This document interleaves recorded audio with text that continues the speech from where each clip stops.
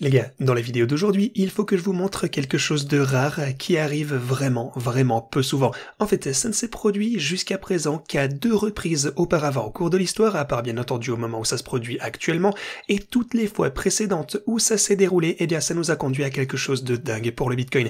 Alors il faut que je vous parle de tout ceci, je vais vous parler de ce qui se déroule sur le court terme pour les cryptos, et je vais vous parler d'un suivi de ma vidéo d'hier, car on voit d'autres préoccupations qui sont en train d'arriver en ce moment en ce qui concerne les entités crypto les plus importantes de cet espace actuellement. Alors, assurez-vous de rester du début jusqu'à la fin pour toutes ces infos. Bienvenue à tous, je m'appelle Maxime et je vous apporte chaque jour des nouvelles vidéos en français sur les crypto-monnaies en vous apprenant comment vous faire de l'argent sur ce marché. Si vous êtes nouveau sur cette chaîne, alors soyez sûr de vous abonner et d'activer la cloche dès maintenant.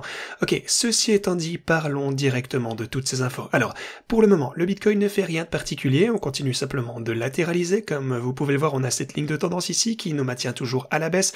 Donc voilà, au minimum, on est en train de réaliser une ligne de tendance avec des creux de plus en plus élevés, c'est déjà une bonne nouvelle. En ce qui concerne les marchés traditionnels, cependant, vous pouvez voir que lorsqu'on a clôturé les marchés hier, eh bien on a eu une grosse chandelle rouge à la baisse, donc mauvaise nouvelle pour les marchés. En fait, on a même clôturé entièrement sous la boîte orange, le bord de la boîte orange même, avec la ligne rouge que vous avez juste ici. Donc voilà, c'est ce qu'on a actuellement sur les marchés traditionnels, ça ne se présente pas super bien. Bien sûr, ils vont réouvrir demain soir, donc à voir comment ça va se dérouler, il faudra voir ce que ça signifie.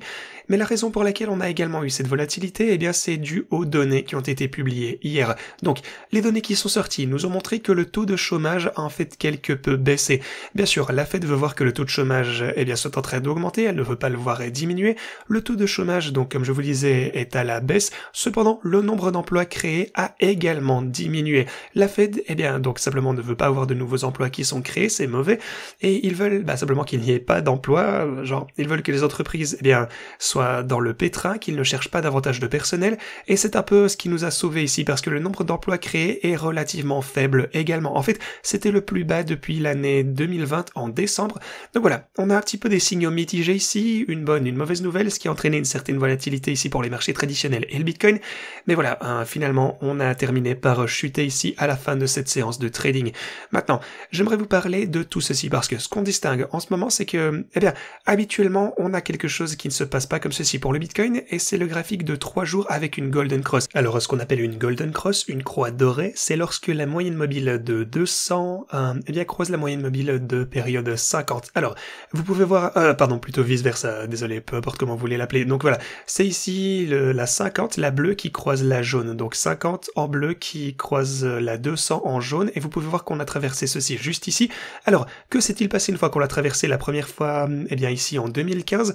Durant ce croisement, vous pouvez voir qu'on a eu une énorme poussée par la suite. Et pas seulement ça, vous pouvez constater que la moyenne mobile de 50, la moyenne mobile de 3 jours, donc de période 50 sur le graphe de 3 jours. Donc oui, c'est un peu compliqué, mais je pense que vous avez compris. La moyenne mobile, donc sur 3 jours, a également soutenu le prix du Bitcoin à la hausse.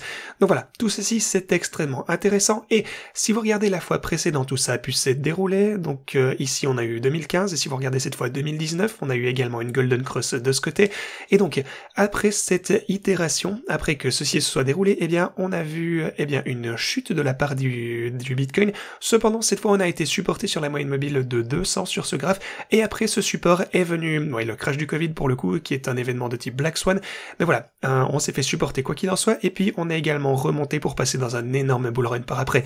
Alors voyons un petit peu où on se trouve à ce niveau actuellement. Même chose ici, on a notre Golden Cross juste là, et maintenant la question est bien sûr, est-ce qu'on va avoir le même genre de mouvement vers notre all-time high?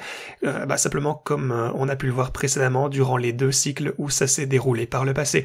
Faites-moi savoir dans la section commentaire ce que vous en pensez, mais bref, continuons maintenant et parlons finalement de la smart money des gestionnaires d'actifs. Alors, la smart money, comme on peut appeler ça, a ajouté davantage... Attendez, laissez-moi retirer ceci. Donc oui, ils ont ajouté davantage de positions longues et ils ont réduit leurs shorts.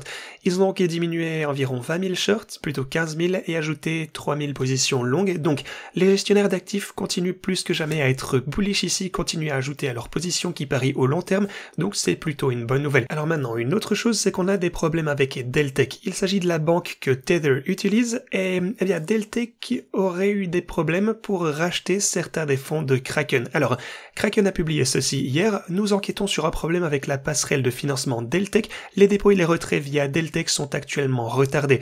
Donc voilà, encore un petit peu d'inquiétude ici, des mauvaises nouvelles. Cependant, il faut que je souligne que le PDG de Tether, eh bien, a donné d'autres nouvelles disant sous ce tweet que tout allait bien. Donc voilà, le problème technique semble avoir été résolu pour le moment, donc fausse alerte peut-être, mais ça affectait à la fois l'USD et l'euro, ce qui, selon Adam Cochrane, est au moins quelque peu préoccupant.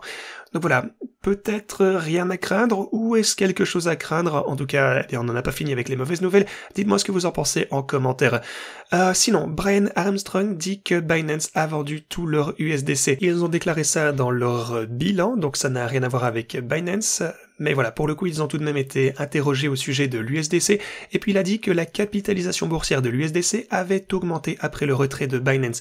Donc voilà, ils auraient vendu la totalité de leur USDC, d'après ce qu'on peut comprendre ici, selon Brian Armstrong, PDG de Coinbase, on le rappelle.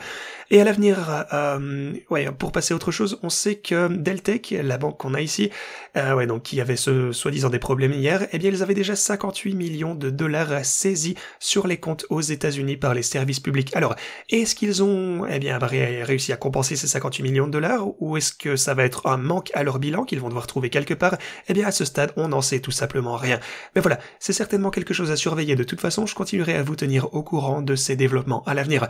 Enfin, Hong Kong a ouvert différentes plateformes d'échange à crypto. Comme vous le savez, ils sont en train de vendre la crypto à Hong Kong, c'est une bonne nouvelle. Et potentiellement, on pourrait également voir un canal vers la Chine continentale. Maintenant donc que la Chine continentale abrite certaines des plus grosses whales des cryptos, ou plutôt whales financières en général, même de la TradFi. Tout ça pour dire que s'ils peuvent acheter facilement de la crypto-monnaie, eh bien ce sera extrêmement bullish pour les cryptos à l'avenir. Donc voilà, c'est également quelque chose à surveiller. En ce qui concerne mes stratégies de trading, vous pouvez voir qu'elles occupent toujours les mêmes positions, rien de bien spécial n'a changé. Maintenant je suis vraiment sur le point, je m'approche du point où je compte fermer ces bots et les réouvrir en position spot.